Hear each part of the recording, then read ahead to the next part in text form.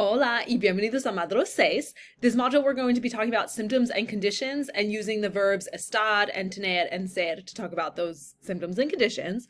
Under the readings, we have textbook pages and we also have some cultural readings because we do have a discussion board this week. So make sure that you read those articles and use them to make your initial post by June 13th for the initial post and then respond to your classmates by June 15th.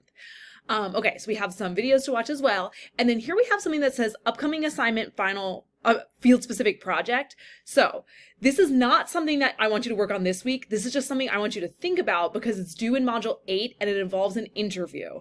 So you want to think about who you're going to interview and contact them and set up that interview so that we don't get to module 8 and you're like scrambling. This is especially true because like we said, always the summer is so fast.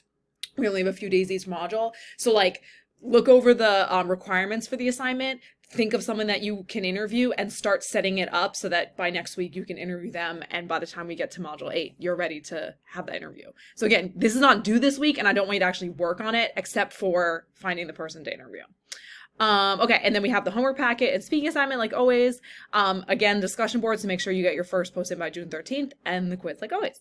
Let me know if you have any questions y nos vemos pronto.